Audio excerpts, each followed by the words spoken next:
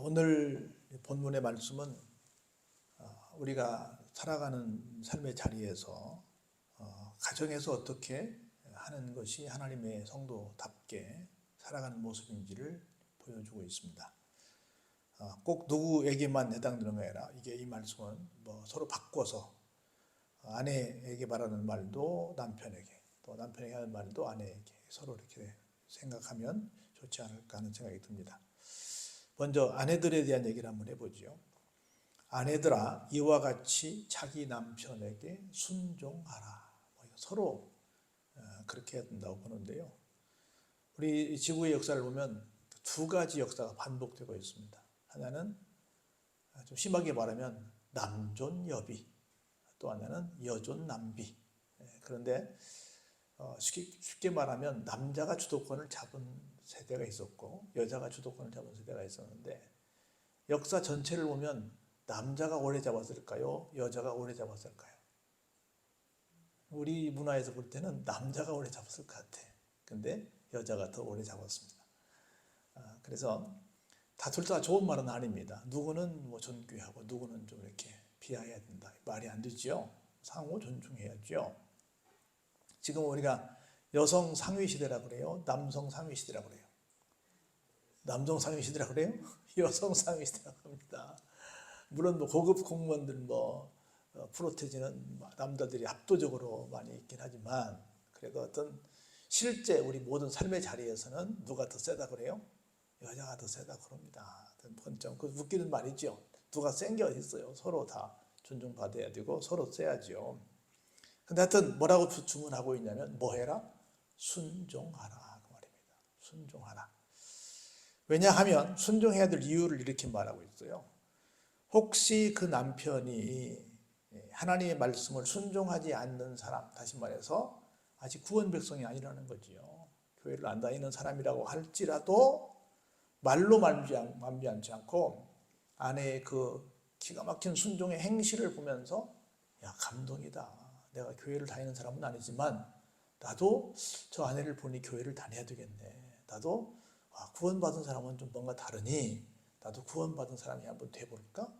그런 마음을 갖게 돼서 아내의 순종하는 그 행실을 보고 교회에 나오게 된다 그 말입니다. 그래서 궁극적으로 우리의 최대의 숙제인 구원의 문제가 해결이 된다는 거지요. 우리는 평생 살면서 끊이지 않는 기도가 있지요. 내가 사랑하는 가족들, 내가 사랑하는 사람들의 구원을 위해서 기도하잖아요. 절대로 빠질 수 없는 기도. 우리가 많은 것들을 위해서 기도해 주시지만 꼭 빠뜨리지 않고 하는 기도가 뭐예요? 하나님, 우리 식구 구원해 주세요. 하나님, 내가 아는 누구 구원해 주세요. 그게 우리 기도의 1번지잖아요. 그리고 나머지 사업이 잘 되게 하시고 건강 지켜주시고 지금의 당면 과제 풀어주시고 이런 말을 하는데, 가장 먼저 하는 기도는 뭐예요? 예수 믿고 천당 가게 해주세요. 구원받게 해주세요. 라고 하는 게 우리가 하는 첫 번째 기도란 말이죠. 근데 그 기도가 어떻게 할 때 이루어진다? 내가 순종하는 모습을 보일 때 이루어질 수 있다. 그런 거로 순종해라. 그렇게 하면 가정이 화목할 거야. 그렇게 하면 사랑받을 거야. 그렇게 하면 여러 가지로 너한테 좋은 일이 생길 거야. 그러니까 남편에게 순종해. 그 말이 아니라 그렇게 하면 어떻게 된다? 남편이 구원받게 된단다. 그렇게 말씀하고 있습니다. 우리의 궁극적인 목표가 뭐니까? 구원이니까. 왜냐하면 너희의 두려워하며 정결한 행실을 봄이라. 이 두려움이라고 하는 것은 남편한테 두려워한다는 게 아니라 하나님을 두려워하는 거죠. 내가 하나님을 믿기에 참는 거고, 내가 하나님을 믿기에 하나님 앞에 두려운 마음이 있기에 내가 순종하는 행실을 보이는 거야 라고 하는 거지요. 그렇게 되면 당연히 어떻게 되겠어요? 정결한 행실을 보는 거지요. 아이러니컬하게도 여러분이 아시는 것처럼 1세기, 2세기, 3세기까지 어마어마한 기독교 박해가 있었습니다. 몇백 년 동안 313년 콘스탄틴 대제가 그렇게 좀 풀어줄 때까지 어마어마한 로마 10대 황제들에게 핍박을 받는 엄청난 어려움이 있었거든요. 그런데 그 당시에 고관 대작들은 며느리를 누굴 삼았냐면 기독교인들을 삼았어요. 앞에서는 기독교인들을 죽이면서 사실상 자기 집에 식구를 드리는 것은 기독교인들, 처자들을 삼았단 말이죠. 그래서 결국은 300년 만에 기독교를 공인하게 되는 기가 막힌 역사가 된 겁니다. 왜냐하면 앞에서는 뭐라고 하지만 정책적으로 막 황제들이 하니까 뭐라고 하지만 실질적으로 보니 어때요? 저 사람들만 정결하다. 저 사람들만 진짜다. 저 사람들만 진짜 처녀다. 이런 신뢰를 줬다는 거지요. 그래서 앞에서 핍박하는 것처럼 하지만 사실은 뒤에서는 며느리를 삼는 그런 아이러니컬한 역사가 있었다는 거지요. 그런 모습을 보면서 남편이 야 그래도 우리 아내가 최고구나. 나 저 아내 따라가야지. 그래도 나도 구원받아야지 라고 생각을 남편들이 하게 된다는 겁니다. 그러면서 이렇게 주문하지요. 단장하는 것은 머리를 꾸미고 뭐 금을 차고 아름다운 옷을 입고 이런 외모로 단장하는 것이 아니고 오직 마음에 뭘요? 숨은 사람을 단장해라. 겉으로 막 치장하는 것을 목격점을 두지 말고 숨은 사람을 단장해라. 다시 말해서 어떤 사람으로? 온유한 사람으로 안정한 심령에 썩지 아니할 것으로 단장해라. 이것이 바로 하나님 앞에서 어떤 것이다? 진짜 값진 것이 된다. 우리 좀 부부관계에 서로 소원할 때 한마디씩 하잖아요. 아내가 막 열심히 막 예쁘게 꾸미면 남편들이 한마디 하죠. 뭐라 그래요? 누구 보여주려고 그래? 그렇죠? 사랑하는 사람 여기 있는데 누구 보여주려고 그렇게 하는 거야? 물론 왜 그런지 알죠? 밖에 나가서 뭐 예의를 갖춰야 되고 뭔가 이렇게 내가 격식을 갖춰야 되고 어떤 자리니까 하는 건데 농반진반으로 그렇게 말을 하죠. 진짜 단장해야 될, 진짜 뭔가 꾸며야 될 대상은 누구다? 남편 앞이다 라는 얘기를 하는 겁니다.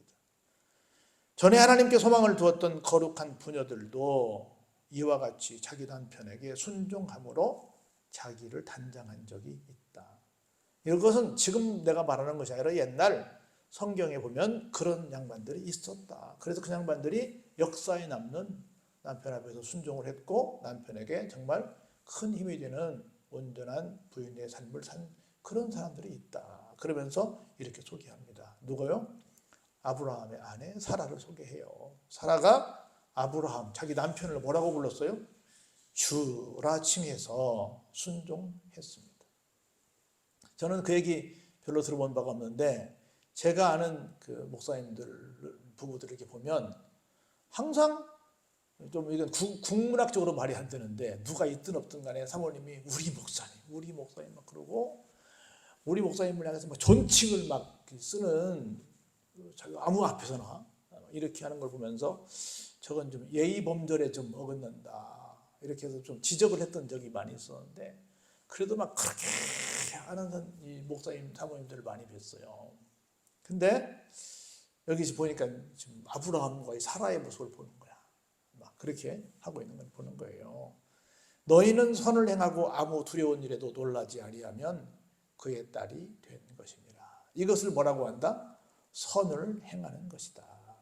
그리고 두려운 일에도 놀라지 않는 정말 하나님의 딸이 되는 것이 바로 사라가 아브라함에게 했던 것처럼 아내들이 남편에게 이렇게 단장을 겉으로 하지 않고 속으로 하는 것이다. 그렇게 될 때 정말 아내의 역할을 충실히 감당하는 것이고 하나님 앞에 값진 것이고 남편을 구원의 자리로 인도하는 기가 막힌 역할이 되는 것이다. 그런 아내가 되어라 라고 지금 주문을 하고 있는 것입니다. 그런데 아내들을 위해서는 1절부터 6절까지 얘기해놓고 남편들을 위해서는 뭐라고 말해요? 달랑 한 절만 얘기해. 볼까요? 근데 한 절인데 절대 간단하지 않습니다. 남편들아, 이와 같이 앞에 있는 얘기를 똑같이 너도 해라 그 말입니다. 이와 같이 무엇을 따라? 지식을 따라 너희 아내와 동거하고 그를 더 연약한 그릇으로 알고 생명의 은혜를 함께 이어받을 자로 알아. 어떻게 여기라? 귀하게 여겨줘라. 왜냐하면 왜요? 그렇게 하지 않으면 기도가 안 되기 때문에 정상적인 기도를 하기 위해서는 이렇게 해라 그 말입니다. 다른 건 다 우리 알만하지요? 하나만 얘기하면 무엇을 따라 아내와 이것저것을 해라? 지식을 따라. 옛날에 우리 그런 책이 있었죠? 뭐 화성에서 온 남자, 뭐 금성에서 온 여자, 뭐 바뀌었나요? 그런 책이 있었죠? 무슨 얘기를 하려고 그래요? 여자와 남자는 다르다라고 하는 거잖아요. 예를 들어서 하루에 말하는 양도 여자가 훨씬 더 많다고 그러잖아요. 여러 가지로 남자와 여자의 어떤 부분들이 달라서 내 생각대로 그냥 남자가 해버리면 된다 안 된다?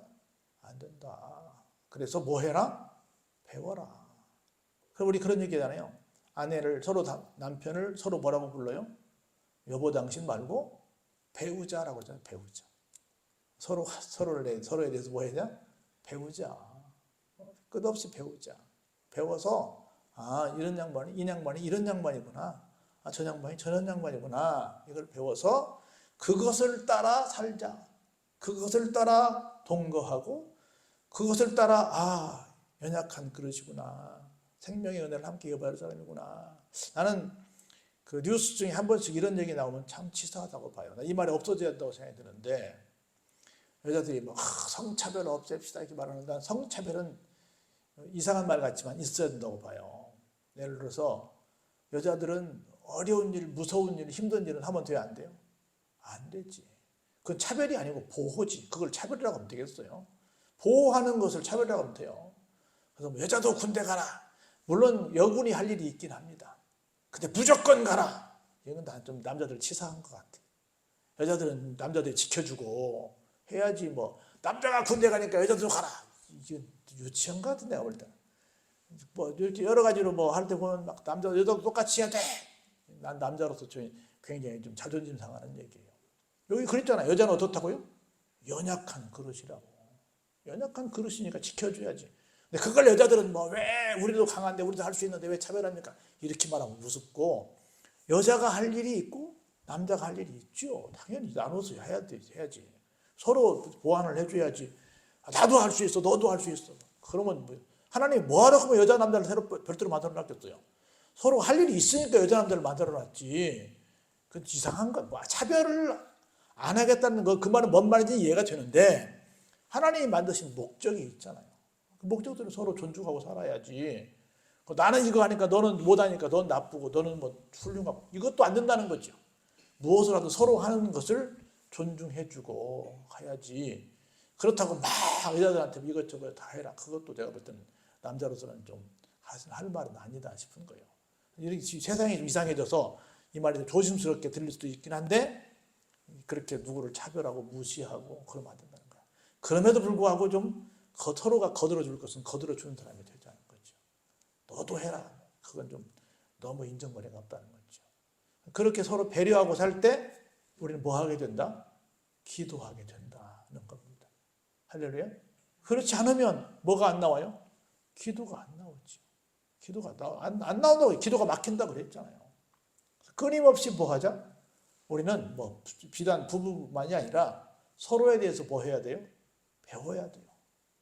저 양반이 내가 좀 마음에 안 드는 구석이 있네? 왜 그러지? 하고 마음에 안 드는 구석을 가진 그런 사람을 향해서 뭐 해야 돼요? 공부해야 돼요. 공부해야 돼요. 무조건 너 마음에 안 들어가 아니라 왜 마음에 안 드는 행동을 저 사람은 할까? 라고 생각해 보는 거예요. 공부해서 서로 맞춰가는 거지. 그래서 여기 기가 막히잖아요. 우리 같으면 남편들아 이와 같이 무엇을 따라라고 말해야 돼요? 사랑을 따라 이렇게 말을 하잖아요. 사랑을 따라가 아니라 무엇을 따라? 지식을 따라. 얼마나 대단해요? 사랑을 따라가 아니야. 지식을 따라. 지식을 따라. 그래서 끊임없이 상대방에 대해서 연구하고 배우시기를 바랍니다. 그래서 마지막으로 말하노니 너희가 다 마음을 같이하여 뭐하며? 동정하며. 지금은 사실은 동정 잘 안 쓰죠. 동정, 컴패션.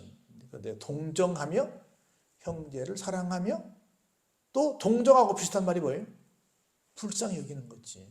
불쌍히 여기며 겸손하며 악을 악으로 욕을 욕으로 갚지 말고 도리어 무엇을 해라?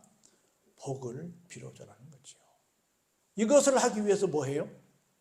우리가 성도로 부르심을 받았다는 겁니다.